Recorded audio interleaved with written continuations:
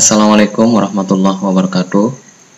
Pada kesempatan ini saya akan memaparkan materi tentang pengembangan kepribadian. Kita mulai pada materi yang pertama, yaitu pendahuluan. Pengembangan kepribadian adalah pengembangan sifat hakiki seseorang ke arah yang lebih baik demi terbentuknya suatu bentuk kepribadian diri yang dapat diterima oleh lingkungannya dalam segala situasi kehidupan.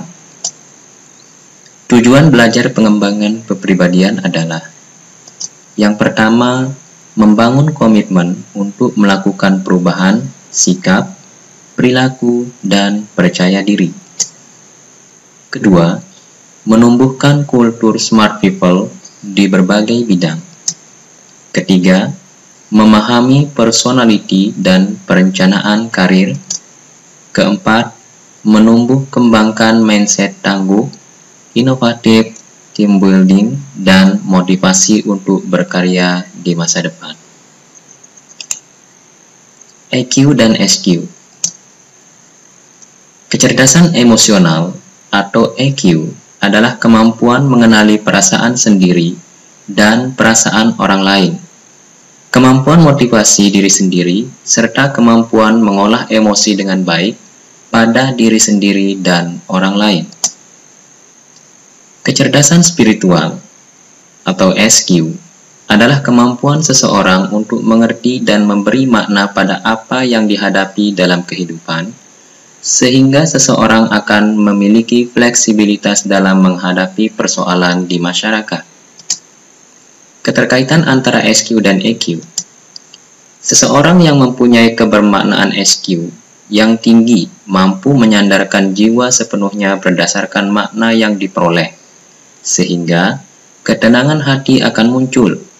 Jika hati telah tenang, akan memberikan sinyal untuk menurunkan kerja simpatis menjadi parasimpatis.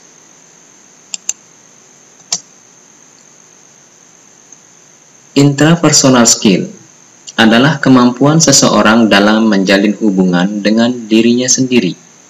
Kemampuan ini membuat seseorang paham kelebihan dan kekurangannya. Ada 3 metode untuk mengetahui kelebihan dan kekurangan: introspeksi, melihat perilaku orang lain, meminta umpan balik.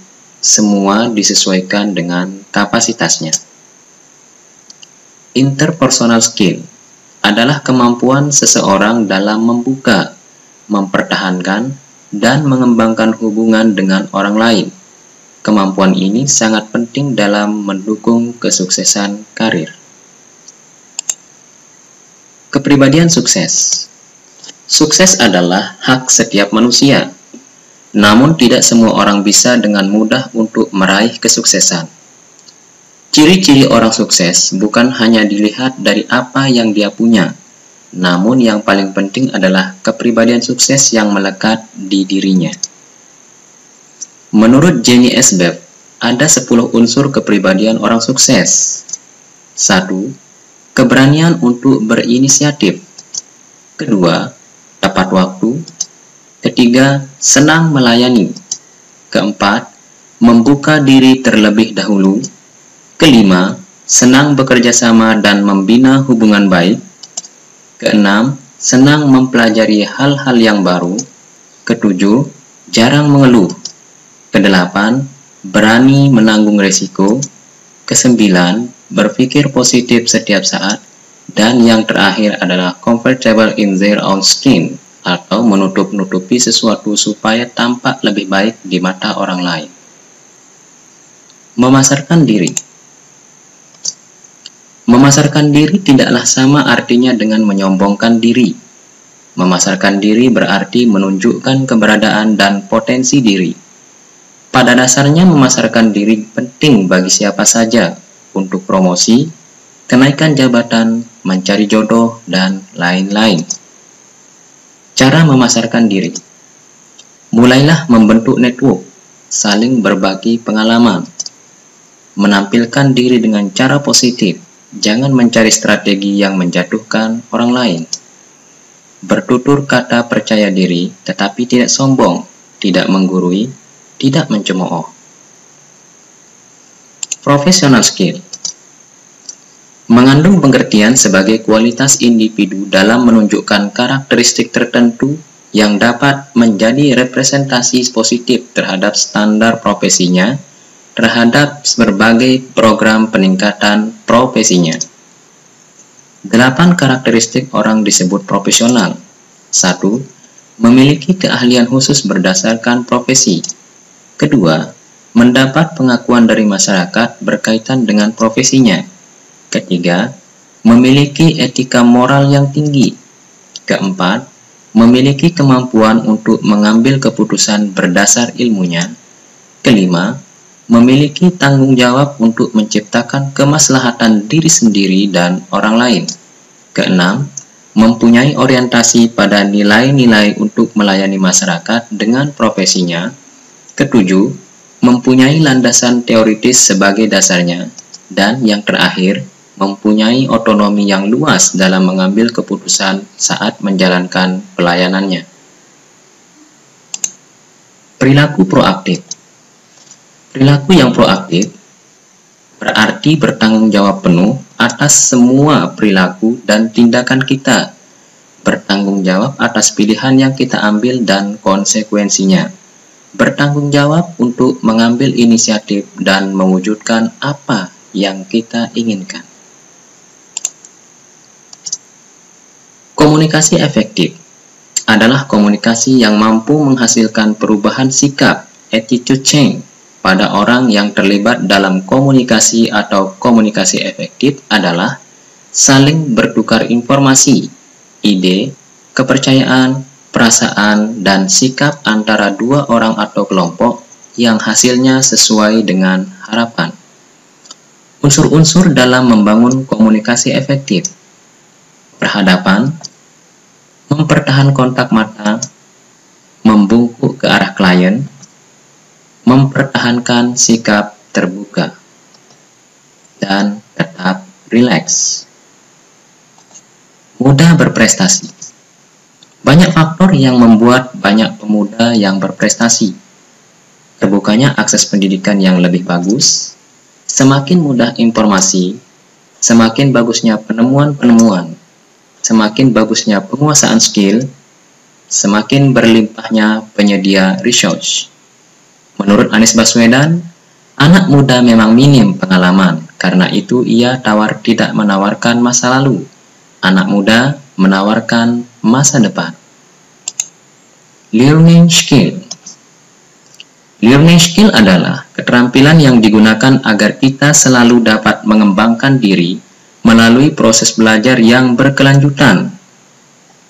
Dengan pengenalan dan penguasaan learning skill yang tepat, kita dapat melakukan aktivitas belajar atau bahkan menciptakan lingkungan belajar yang kondusif. Hakikat belajar adalah perubahan kognitif, afektif, dan psikomotorik menjadi lebih baik. Salah satu cara belajar adalah belajar dari pengalaman. Belajar dari pengalaman pada dasarnya adalah upaya seseorang yang melakukan sesuatu dengan cara yang berbeda. Problem solving adalah suatu proses mental dan intelektual dalam menemukan masalah dan memecahkan berdasarkan data dan informasi yang akurat, sehingga dapat diambil kesimpulan yang tepat dan cermat. Menghilangkan masalah harus selalu dengan menghilangkan akar masalah. Langkah-langkah problem solving. 1. Mengidentifikasi masalah secara tepat. 2. Menentukan sumber dan akar penyebab dari masalah. 3. Solusi masalah secara efektif dan efisien. Mengatasi konflik. Konflik dapat berupa perselisihan atau disagreement, adanya ketegangan, the presence of tension, dan munculnya kesulitan-kesulitan lain di antara dua pihak atau lebih. Konflik biasanya timbul karena 3 masalah, yaitu masalah komunikasi, hubungan pribadi, dan yang terakhir, struktur organisasi. Demikian materi pengembangan kepribadian ini. Selanjutnya, saya akan menampilkan tayangan berupa video motivasi. Suatu hari ada seekor keledai milik petani yang jatuh ke dalam sebuah sumur kosong yang suram.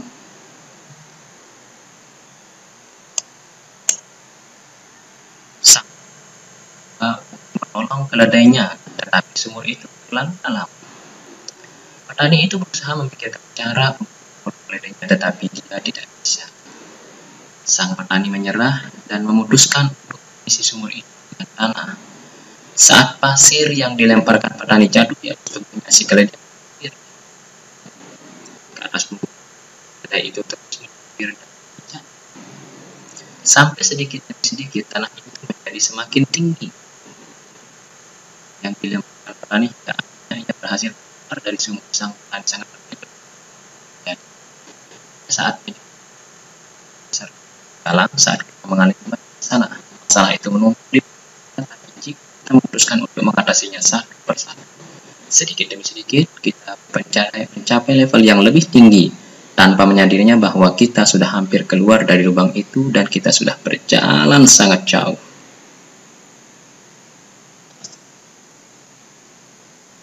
Tayangan ini dipersembahkan oleh Aditya Kusumarosadi, nomor induk mahasiswa 51607111068, kelas B, Prodi Teknik Elektro, Universitas Teknologi Yogyakarta, tahun 2016. Sekian dan terima kasih. Assalamualaikum warahmatullahi wabarakatuh.